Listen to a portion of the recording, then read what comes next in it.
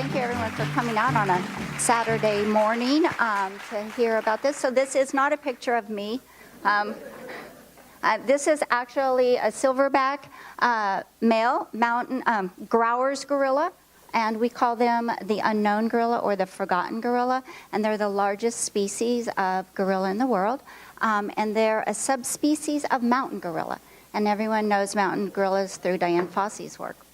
But what I wanted to talk to you a little bit today about how I actually got my start in this field, because Jane played a very big role in my life, as I know she has in probably a lot of women's life. So let me make sure I hit the button that yeah, there's one they told me, don't touch those buttons. So I'm sure I'll do it at some point. So, you know, as I said, Jane had a big influence on my life. Jane and Jacques Cousteau when I was growing up. But I get seasick, so Jacques Cousteau kind of had to take a back seat. And I wound up working in the field of primatology. But I didn't start my life out there. And as she said in my introduction, I was actually a financial accountant.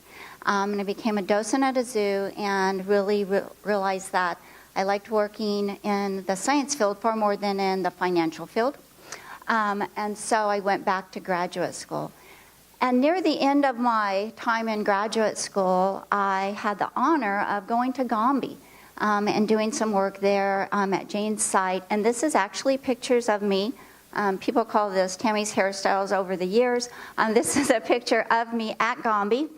And you know, when you study chimpanzees, going to Gombe is kind of like going to Mecca, right? I mean, this is where it all started, where Jane started studying the chimps here. So I went there, and I'm sure it'll come out in the film, or if you've read In the Shadow of Man, you know, there was a chimp named Frodo that Jane beat Jane up all the time. And that's Frodo over there on the right. And every time he saw me, he stood his hair on end, trying to decide if he should beat me up as well. So the field assistants here had to kind of keep close to me because they said I looked too much like Jane. They made me take my ponytail out. So because they said, you know, he likes to drag her up and down the mountains. So I spent my whole time there in fear of not being grabbed by Frodo, but if he grabbed me, would I do the wrong thing and be a laughingstock among my colleagues for responding wrong when you get beat up by a chimp? So it was great. It was great to go there. And this was near the end of my time in graduate school, and so I'd been studying chimps in captive environments for about 5 years at this point. So to then get to see them in the wild was really amazing. And I think that's one of the really cool things about my career is I've gotten to know primates in so many different environments. And so while I was there, as we were finishing up our time, as things happen in Africa, nothing goes as planned. Part of the reason, one of the things we did when we were there, Jane had a field assistant named Halali. And by this time, he had been her field assistant for probably 20 or 25 years. And we had gotten an award for him through the International Primate Society. And so he wanted us to go to his home village to give him this award. So this is some of his children and wives. And we're in this village. And as you can see, it's pretty primitive. They live in mud houses. And there's lots of children, lots of people. And they all came out to help celebrate Halali's award. And while we were there, the car broke down, took us forever to get back. We missed the train. We had to get across the country to catch our plane because we were on our way out by this point. And we wound up spending 3 days in a very remote village waiting for a different train to come. And while I was there, I had what I call my aha experience. So as I said, I was finishing up graduate school, spent all this time studying chimpanzee behavior, and I had this realization that the only way that we're going to be able to conserve chimpanzees and other animals in the wild is by working with the people. So this was quite an experience after I just spent 5 years studying chimpanzee behavior. Now I had to figure out how to work with the people that live in the same habitat as the chimpanzee. And the real aha part of my experience was every day this woman would walk by with a baby. And I finally asked somebody about on the second day when I'd seen her go by 3 or 4 different times, and I said, "Where is that woman always going?" And they said, to the clinic. And oh, there's a clinic here? You know, it's mud huts. They said, yeah. So we went to the clinic, and it was an empty room with no medicine on the walls. The shelves were empty. And she was coming every day because her baby was sick. And she was hoping that somehow some medicine would get to the clinic. And so her baby had dysentery, but they didn't have any electrolytes, they didn't have antibiotics, they had nothing. Yet we were there talking to people about conserving chimpanzees. And that was my aha moment when I said, how can we ask her to save chimpanzees if she can't save her baby, right? So luckily, being the good American travelers we are, we had tons of antibiotics, electrolytes, you know, Pepto-Bismol, you name it, you know, we carried it, Imodium. We dug it out of our suitcases because we knew we were near time to go home. We took it, gave it all to the clinic, and they were able to help her treat her baby. And that's when I realized that, for me, I realized I had to learn to work with the people. And so I spent the rest of my career, that probably the next 25 years, working with the people that live adjacent to primate habitats. So now I want to talk to you a little bit about what that looks like. So, you know, okay, so this is your science lesson. They told me I had to give a science lesson. When you are really looking at doing conservation in the field, you have to look at understanding the local culture. And that includes, if we're talking about sea turtles here on the beaches in Florida, we need to understand the people that live near the sea turtles, right? When we go into another country, we need to understand the people there. We need to understand their situation and what's important to them. And we have to involve them in the solution. We can't come in as outsiders and say, you need to do X, right? We need to understand their situation and involve them in what it's going to take to conserve the area. Capacity in a lot of these countries is very low. Democratic Republic of Congo, that's the one you see on the news with the UN and the machine guns and displaced person camps, and the area we work in, when we started working there, was known as the rape capital of the world. So, you know, these are people that live in very hard conditions. So to work with them on conservation issues, we really have to build their capacity so they can run the programs. We have to identify economic alternatives to them. And we have to educate, and then evaluate what we're doing.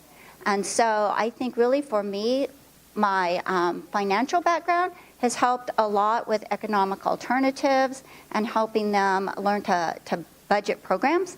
And then my science side has really helped me in evaluating these programs, because we usually have to do things. I always say we try it 3 times before we start getting it right. So you have to try something, evaluate it, and see how it's going to work. And that's kind of what we did. And this is our staff at the gorilla facility in the Congo. I'm the one in the middle. And this was when I was there last November. And our facility now is run 100% by Congolese at this point. Just a few months ago, we were able to transition to that.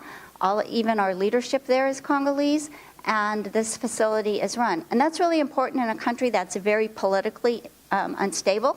Right now, there's a lot of political unrest there, a lot of rebel activity in the area. So it's not safe for us to go in. And that's where we really have to depend on our Congolese staff to be able to care for these gorillas, work with the communities, work with the government, and protect the area. So we're really proud of what we've accomplished. As I said, when you work in Northeastern DRC, there's a lot of challenges. So Uganda was great. First, they speak English, which is always nice. Speak French in the DRC. If you're a budding scientist, learn French. If you want to work in Africa, learn Spanish. If you want to work in Latin America, never worked in Asia, not sure what you learned to speak there, but you're going to need another language. Understand the political situation and understand you're not in America anymore, okay? So your constitutional rights don't apply.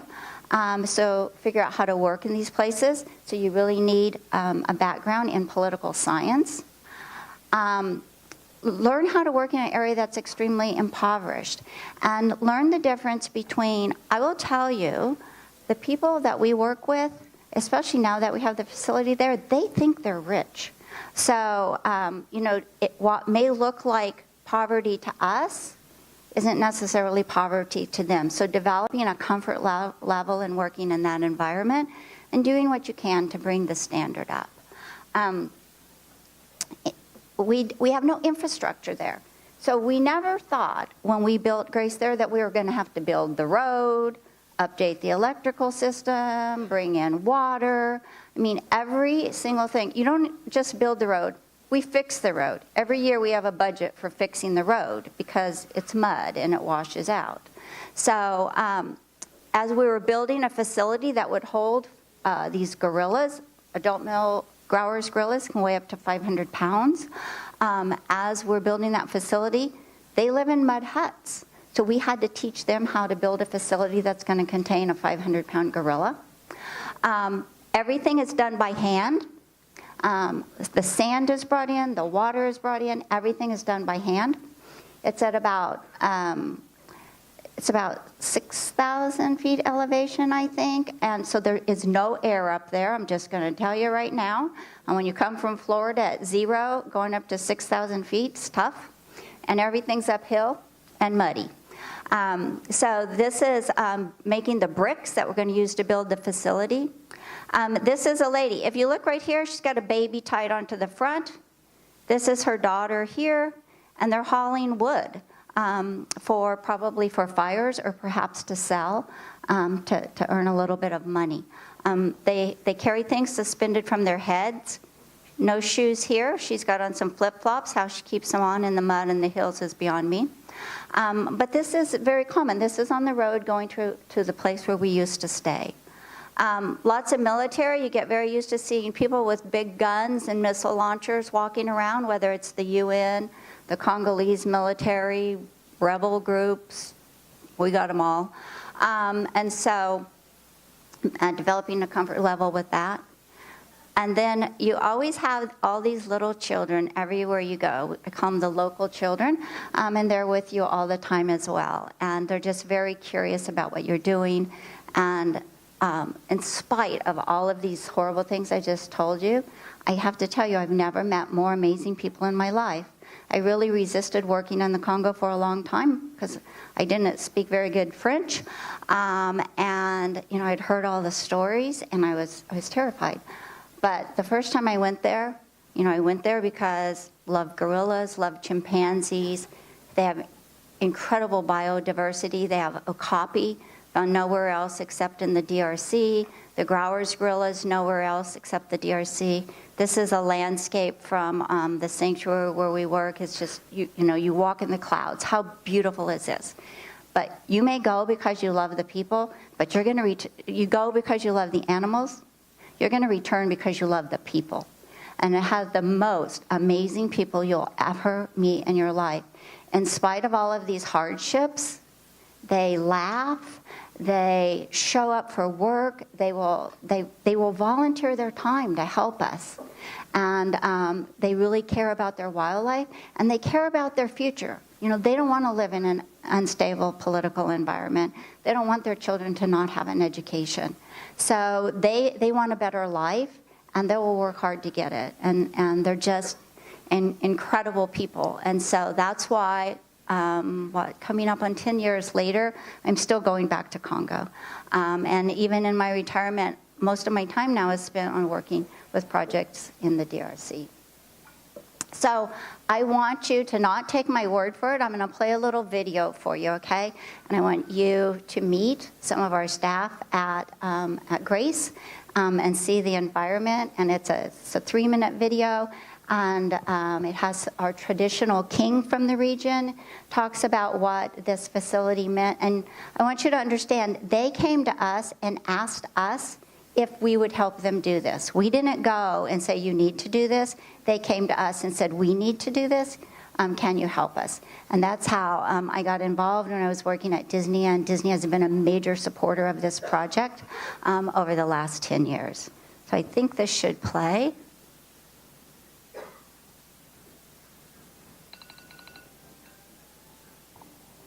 Le guidi della foresta si sono appena tirati. nos aciers avec conserver ces animaux. Les générations futures, ils auront la chance aussi de voir ces animaux.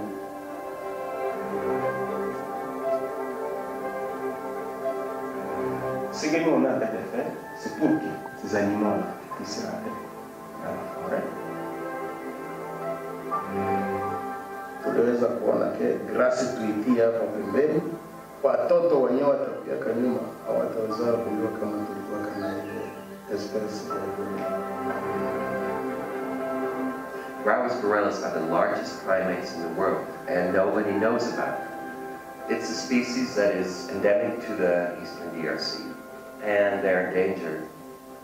We estimate the population between 2,000 and 5,000 individuals, and we are trying to rehabilitate orphan gorillas that have been confiscated. Nice reference. When a gorilla arrives here, they have gone through the most horrible things. There's a lot of instability in the area, which has caused habitat destruction and even the illegal trade in baby gorillas. They needed a long-term solution, and that's why GRACE was created, a long-term solution where browse gorillas could be rehabilitated, integrated in a family group, and hopefully one day they can be reintroduced into the wild. They live together in a natural forest habitat. Nous, on prend déjà la responsabilité de leur maman. Sa maman est petite. Pour le moment, c'est ça que nous faisons. Chaque gorille est unique et a sa personnalité. Il faut vous concentrer à protéger ces gorilles. C'est ça que nous voulons plus que les enfants apprennent. Les enfants doivent grandir avec cette idée de conserver. Parce que les gorilles appartiennent à la communauté. La communauté est importante qu'elle soit ici. Nous sommes interdépendants. Nous portons main fort, nous entraider pour conserver notre belle nature. Pas seulement pour les animaux, mais aussi pour nous.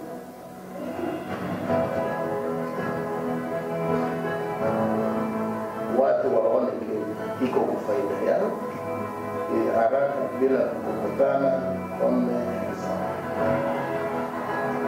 This is a community initiative, and we are basically doing this together. The communities in the Eastern DRC, they are the real future for browse gorillas. Grâce pour moi aussi, vraiment, une maison, soit d'aide d'apprendre aussi plus de la chance. Les enfants et les enfants des amis et tout le monde peuvent avoir l'occasion de voir le gorille.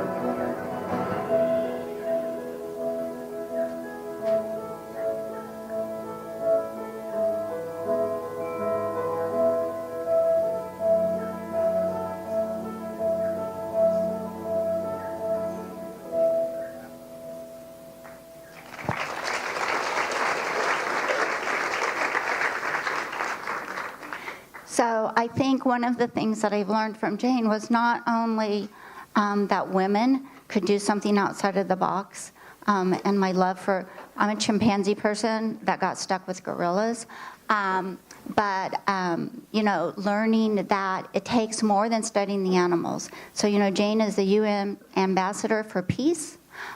She has much passion around a program called Roots and Shoots that works with children to teach them about conservation so that they are the future of our environment. And so from her, we learned that, it's one thing to love the animals, but you have to love them enough to do something to help them survive. And that's working with the people to empower them to do that.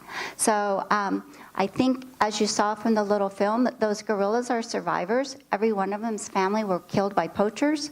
They were, one of them came in and that had been stuffed in a backpack. We had another one that had been stuffed in a burlap bag for weeks.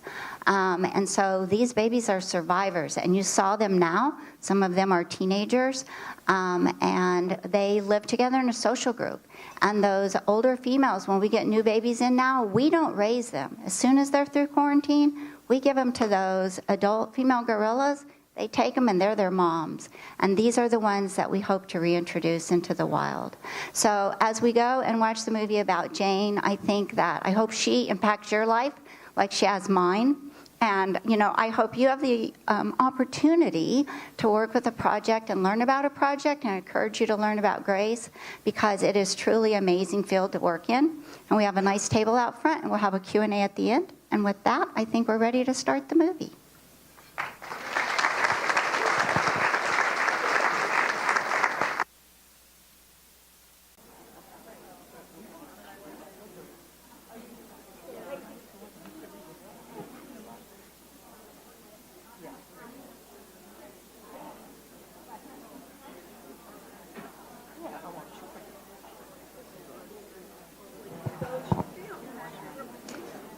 So, we can go ahead and start. First, did everyone enjoy that amazing footage? And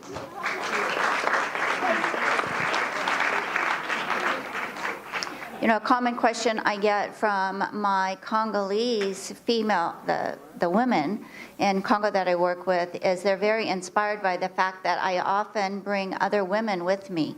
And they're very inspired by the fact that women, if we can travel halfway across the world to come to Congo, then what must they be able to do? So I think it's, in addition to the amazing information Jane learned about chimps, her role model on what can be accomplished if you just don't believe what they tell you and keep going.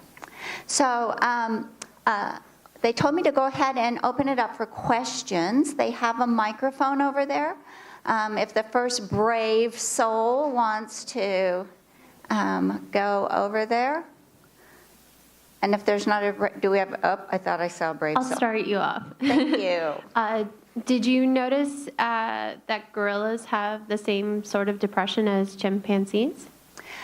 They do. So one of the things, as you can imagine, when we get these baby gorillas in to Grace, is that they have gone through quite a traumatic event. And chimps are pretty tough and pretty resilient, whereas gorillas tend to give up pretty easily. So one of the things that we have to do is really not allow them to do that. So when they first come in, we often strap them to one of their Congolese caregivers, and we never let them put that baby down. And we force them to eat, we force them to stay hydrated. We're working with our veterinarians remotely, nonstop, and we really have to work hard to get them to not give up. We start trying to, as quickly as we can, ascertain their disease status, get them seeing other gorillas, because that's very inspirational for them. And as I said, one of the things we do is get them on a gorilla as quickly as we can, and that really seems to help them get through that traumatic period. But we have lost a few, and we've come close with a few because of this depression that they will go in. But one of the other things in watching this film that I remembered is, as I said, I was a chimp person, right? And chimps, they cannot keep a secret. And once you learn chimp behavior and chimp communication, you know exactly what they are thinking at all times. Gorillas, on the other hand, are very stoic. And to this day, I can still never figure out what a gorilla's thinking. And some of the ladies here in the gray shirts that say Growers Gorillas, they're part of the Disney team that works with the gorillas, and they have come to Congo as well. And they'll always go, "Can't you see, look at his face?" And it's like, it looks the same as every other face. So one of the big differences in chimps and gorillas is gorillas are much more stoic in general. But of course that can work against you when they're sick, right? Because you don't know they're sick until they're really sick, because they're very stoic. Dr. Bettinger, I understand what drives the poaching of other animals like rhinoceros and elephants for the ivory. What drives the poaching of gorillas? So a baby gorilla on the black market can sell for about $25,000. So you can imagine if you're a community that maybe you're a family that makes less than $1 a day, even the thought of that kind of money is a pretty high incentive, right? So really what drives it is the demand. I will say that I feel like early on in Grace, we were getting in gorillas much quickly than we are now. Now we're down to probably less than one a year. That's the number that makes it alive. As I said, gorillas are pretty fragile, and so we know a lot of them die before we even hear of a poaching event. But the numbers has dropped drastically because we've really done a great job of closing off a lot of the markets. So right now, the only place they're probably really going is some of the Asian markets, where they'll still occasionally, we'll find out about an importation of a gorilla over there. But it's money. And unfortunately, poaching, chimps are in a much worse condition. As I said, we work closely with the Jane Goodall Institute in Congo, and there's a couple sanctuaries in Congo that take in chimps, and there are literally so many chimps in need of help over there.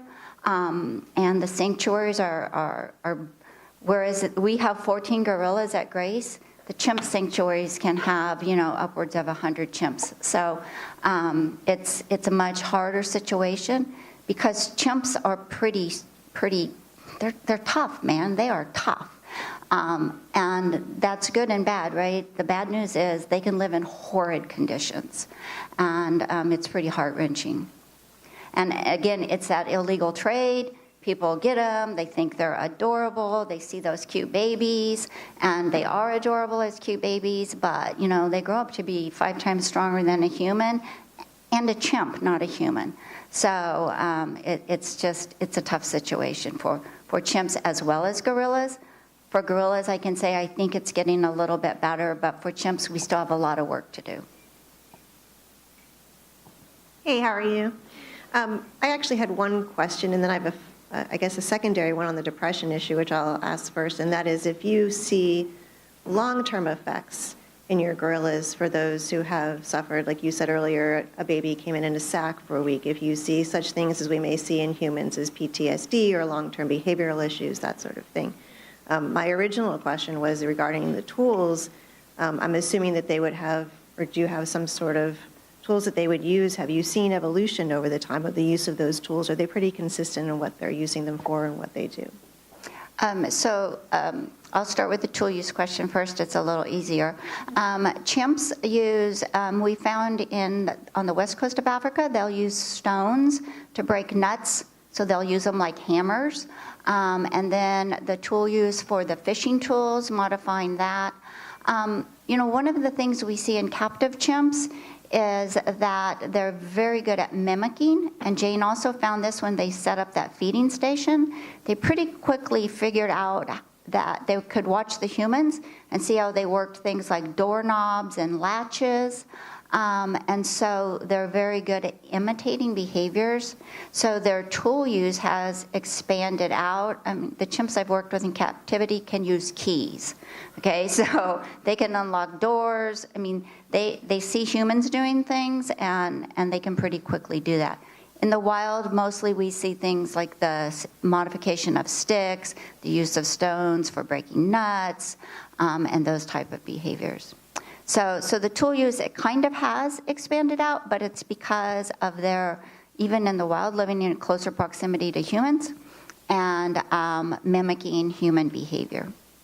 Then your question on depression, I feel like, and I think Rachel is out front, but Mary, she's a gorilla keeper at Disney, and she's followed Grace very closely. I feel like once we can get those gorillas onto a gorilla mom and into that big social group, they pretty quickly become gorillas. So I've worked with chimps in sanctuaries in Africa a lot too, and what I see is chimps they can walk that world between the human caregiver and the chimp caregiver much better. The gorillas, what we find is once we give them a gorilla mom, they're kind of done with us. And if we have to get our hands on them for any reason, it's like a wild banshee, man. They will eat you up, and we have to immobilize them. Whereas chimps, even as adults, sometimes if they have a good relationship with their caregiver, you can kind of coax them into letting you do things. So I feel like the gorillas, if we can keep them alive, we can get them on a gorilla and we can get them in that group, they do really well of recovering and being an active member of the social group. But just like humans, both of these, chimps and gorillas, all kinds of behavior. You have the very gregarious ones, you have the silly ones. One of our gorillas, they all tell me she has bedroom eyes that she gives all the guys. And so they have different personalities, just like people do. So you have ones that are more social than others, and so we probably have animals that it's harder for them to recover. One little female we have, her name's Jane Goodall. She gave us the angry look for years. I really felt like it was just a product of, she was one that was really tough and touch and go on if we were going to get her through that early depression or not. In your organization, if you could ask the public for 3 things that we could do to help you and what you do, what would they be? So I think in the Western world, so many people go, well, what can I do to help a gorilla, right? So the economy for everything that's in those forests is really driven by the Western world, right? And I'm assuming everyone in here has a cell phone. Anyone not have a cell phone in here? You've probably had more than one. So the coltan and the tin that go into making your cell phone is mined right out of the gorilla habitat right near Grace and in all of northeastern Congo. So I tell people to be a responsible consumer, right? Because we are very much a consumer society. And so the wood, that's where the forests are cut down, the timber in Asia and in Africa often comes to the United States, to Europe. The tin, the coltan, diamonds. I'm assuming a lot of people saw the movie Blood Diamonds. The diamonds are gold. Congo is the richest country in the world that lives in poverty. It's amazing they have all of these natural resources.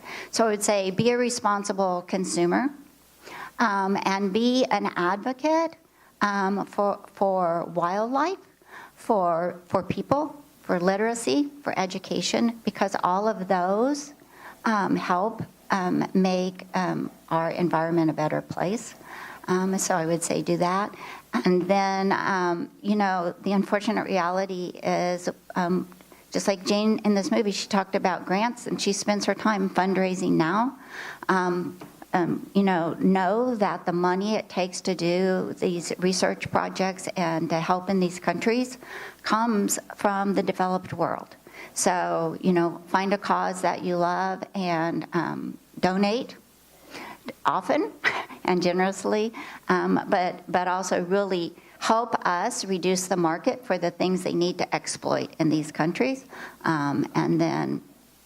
So I would say responsible consumer, educate yourself, promote education in others, and help us in funding or legislation that provides funding. Grace was actually built from money from the U.S. Fish and Wildlife Department. Our first grant came from them. So your tax dollars actually help build that facility. And one of the things we know, bringing jobs into the region also brings security into that area. So jobs equal security over there. First of all, thank you very much. This has been tremendous. I have 2 questions. One is kind of a follow-up about the consumer, being a responsible consumer. I know a lot of the troubles in the DRC, and I'm just wondering what the relationship is with the government in terms of, I know the government's very volatile there. Just wondering what the relationship is with the government in trying to preserve some of that land and trying to help with the conservation efforts. And just so I don't forget. The second question is also related to zoos and what's happening in the zoo world in terms of having chimpanzees and gorillas, if they're still capturing in the wild, or where where they're getting what the zoos are doing about that. So. Okay, so I'll start with your second question because it's the easiest one. And so zoos do not import chimpanzees and gorillas from the wild. As a matter of fact, I believe the last chimpanzee was imported in, Joe, is it 1975? About 1974. So, and probably much longer than that for a gorilla. And one of the questions I always get is, oh, Disney's supporting Grace because you want those gorillas. Nope, we have plenty of our own gorillas. There's plenty of gorillas in captivity. They breed quite well. So that's not why we do it. We do it because it's the right thing to do. And Grace is probably, I would say, 3/4 of their funding comes from zoos. So zoos have been heavily supportive of this. And if you can imagine, when I was first contacted about this, it's because I have had the experience of working both with wild and captive animals, and they said, we need somebody who can help us figure out how to build a facility that can contain these animals and what we need to do to provide them care. So zoos provide a lot of expertise to these sanctuary facilities that you have to have a sanctuary because right now, if a poacher has an animal and the government needs to confiscate it, their choice is to confiscate it and kill it or to let the poacher keep it, right? So they need a place to put it. And that's the role of sanctuaries in these countries. We didn't go over there and say, oh, let's build some sanctuaries. And the Jane Goodall Institute helped support one sanctuary in the DRC, another one in the Congo, and they used to support one in Uganda. So Jean has given her help to a lot of these sanctuaries, but it's so we can enforce the laws. And that's where we work with the government. And so we need to build the facilities. That's where the zoo side comes in. And then we work with the governments of these countries because they have to be the law enforcement arm, okay? We have no legal standing there, right? So the government confiscates the animals, they bring them to the facility cares for them. And then as we start talking about reintroduction, again, we're working with the government to identify areas, set up protection where we can put these animals back. So just like any government, there's great people in the government and there's less great people in the government. And so it's building relationships where you're working with the ones that can really help you. And in DRC, you know, DRC is 1,000 miles wide, right? But there's not a road that connects east and west. So the capital is on the west side and we are on the east side. So we don't have a lot of influence from the national government, so we work with local governments. And we have a very good relationship with them.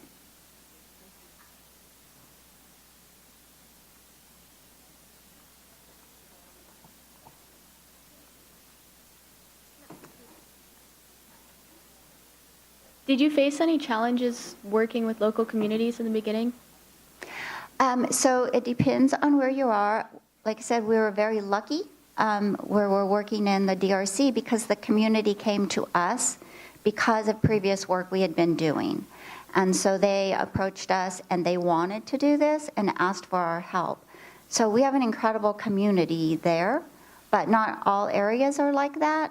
And so as we're looking for potential reintroduction sites, one of the first things we do is have to go in and start working with communities. Because if the community doesn't want it there, it's not going to work, right? So it's always a matter of working with the communities and making sure that they're on board. But you also have to think about how is it going to benefit the community by doing this? Because these are people that live at the poverty level. So, you know, they're incredibly altruistic, but they still have to feed their children. So, you know, what can help them?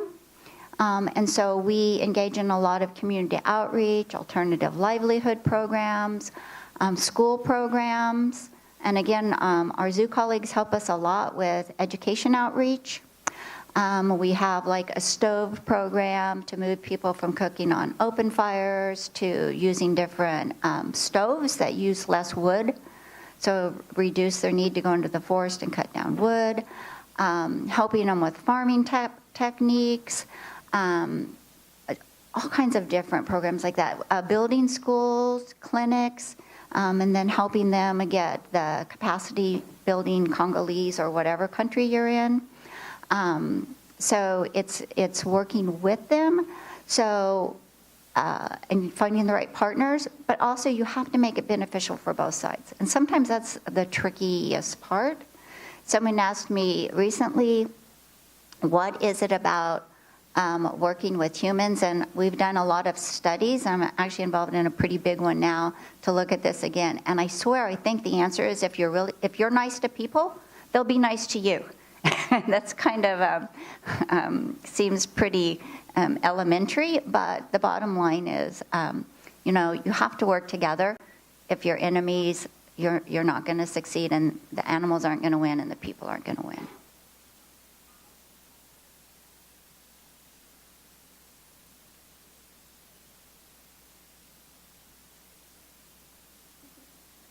Well, the good news is gorillas don't pant-hoot, so I don't have to do the pant-hoot like Jane always does, because gorillas just... Here, I'll do my favorite gorilla face. That's good. The tight lip look, whatever they call it. They're very quiet. But it's one of the things that's great about working with chimps and gorillas is because they're a very complex animal that lives in a very... They cover a lot of territory in the forest, and they live in a lot of levels of the forest. When you protect the habitat for gorillas and chimps, you protect the habitat for all the other animals that are living there. So lots of animals benefit by studying apes. And in Congo, everywhere there are growers gorillas, there are chimpanzees. So the chimpanzees benefit by us protecting habitat for growers gorillas. Yes.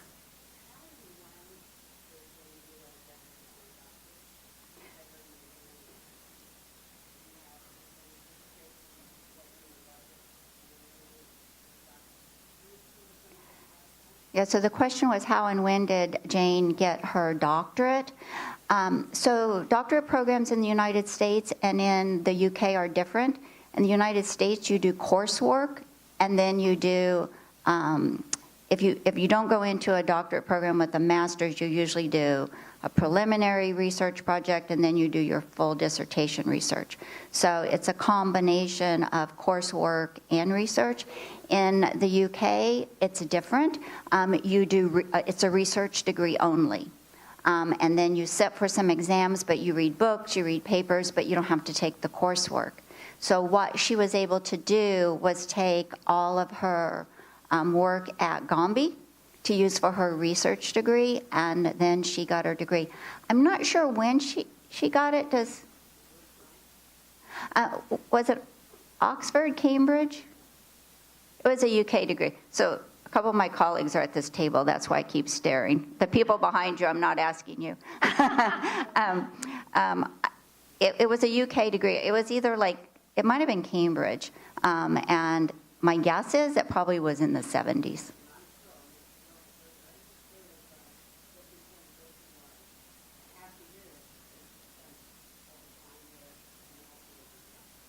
Yeah, and right, and a lot of the researchers you saw in the film are still our colleagues today, and are running research sites in different places in the world. Some of them are still keeping Gombe going for her, and so the research that they were doing there was for their degree programs. So a lot of degrees have come out of Gombe.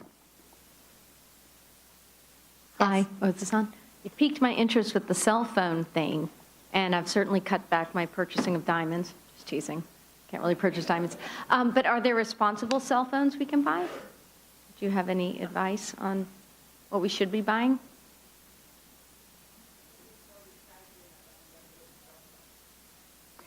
Yeah, so I was looking to see if anyone had, that's a really good question.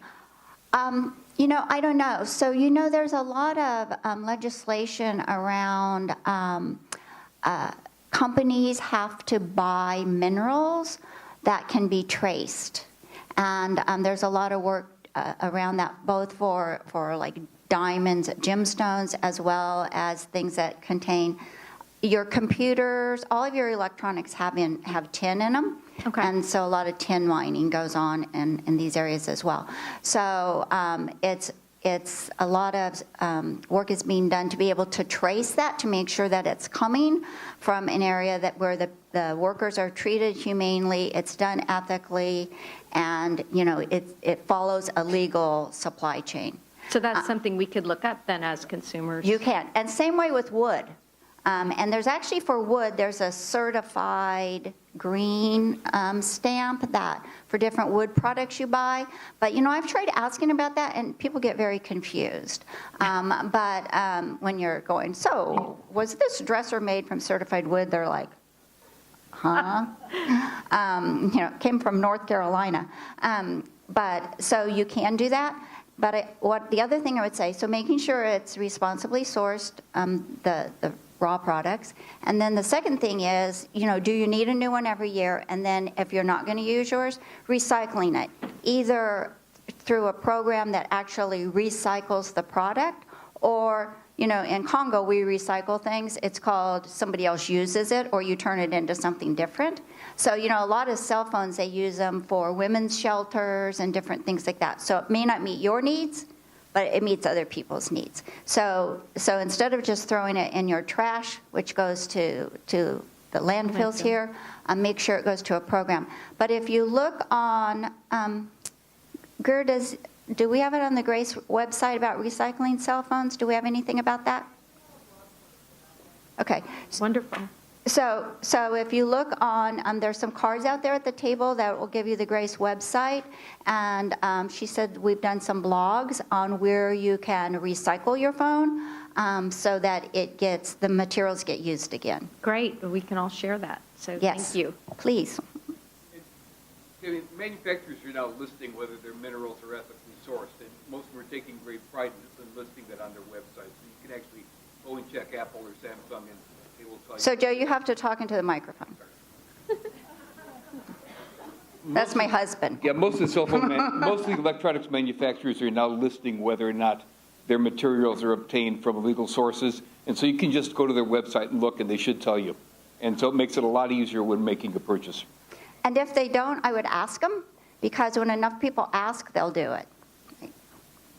And just another quick note about the cell phone recycling. I work for the Jane Goodall Institute, and we also have a cell phone recycling program with our organization. So you can look on janegoodall.org for more information. Thank you.